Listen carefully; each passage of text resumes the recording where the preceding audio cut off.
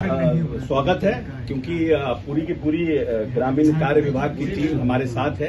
हमारे एसीएस साहब भी हैं, हमारे जो एडिशनल सेक्रेटरी, विशेष सचिव, स्पेशल सेक्रेटरी हमारे साथ हैं, हमारे दोनों इंजीनियर इन चीफ हैं।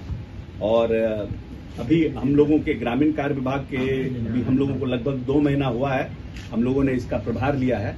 कुछ हम लोगों ने निर्णय किया है ग्रामीण कार्य विभाग में पारदर्शिता बरतने के लिए और कैसे हम लोग और इफेक्टिवली काम करें ग्रामीण कार्य विभाग में आने वाले समय में।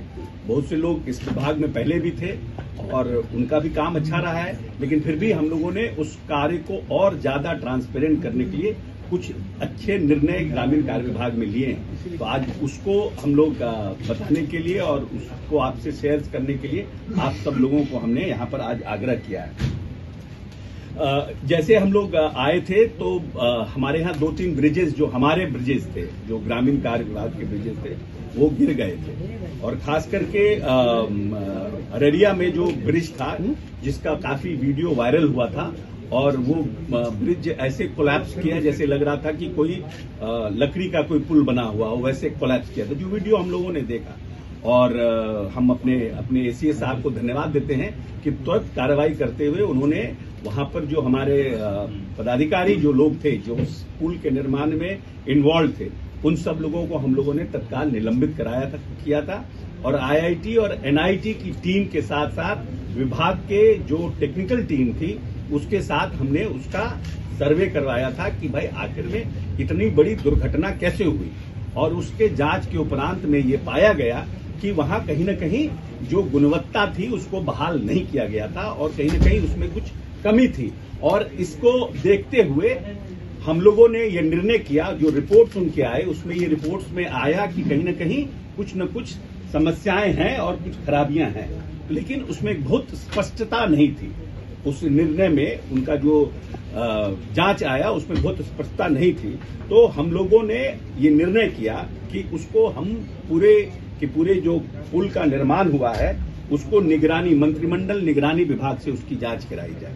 और हम लोगों ने मंत्रिमंडल निगरानी से इसकी जांच कराने का, मैं समझता हूं कि पिछले 10-15 वर्ष में ये विभाग का पहला निर्णय है कि निगरानी विभाग से किसी कार्य की जांच विभाग करवा रहा है।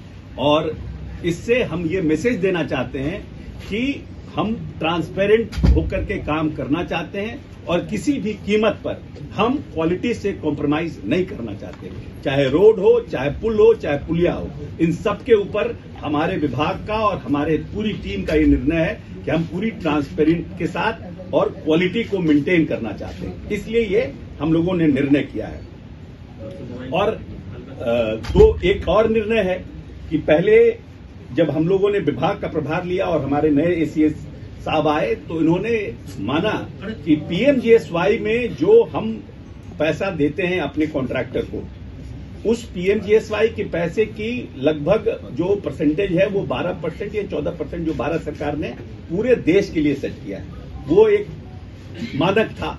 बट हमारे यहाँ जो हमारे स्टेट प्लान से जो पैसा दिया जाता था कॉन्ट्रैक्टर को, वो कहीं न कहीं उससे ज्यादा था, वो परसेंटेज ज्यादा था।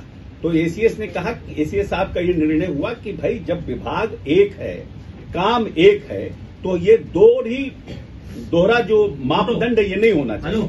और इसलिए उन्होंने इसमें प्रपोजल हम लोगों को दिया बातचीत करने के बाद कि एक रूपता होनी चाहिए।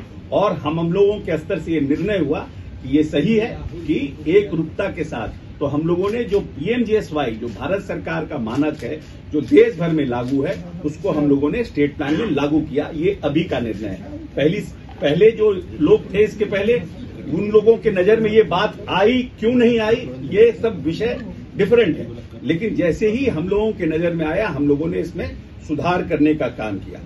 तीसरी बात है कि हमारा विभाग ऑनलाइन हो चुका था, बाकी विभाग भी ऑनलाइन थे, लेकिन ऑनलाइन होने के बावजूद बहुत से कुछ ऐसे थे जिनको हार्ड कॉपी में सबमिट करना पड़ता था, जैसे बीजी हो, एफिडेविट हो, ये सब हार्ड कॉपी में जमा करना पड़ता था।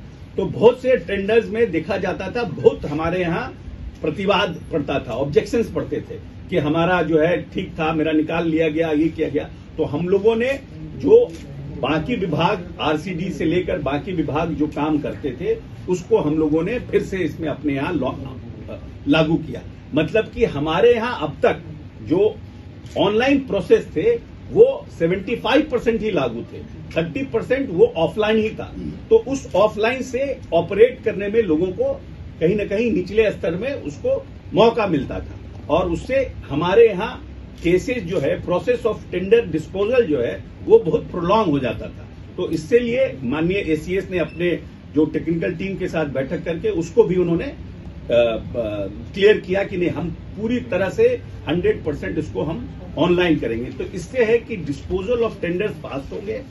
दूसरा है कि जो हमारे यहाँ जिस तरह से ऑब्जेक्शंस पड़ते हैं, जो परिवाद जो परिवाद पड़ते हैं वो परिवाद जो है हमारे यहाँ कम पड़ेंगे, जिससे हम फास्ट डिस्पोजल कर सकेंगे।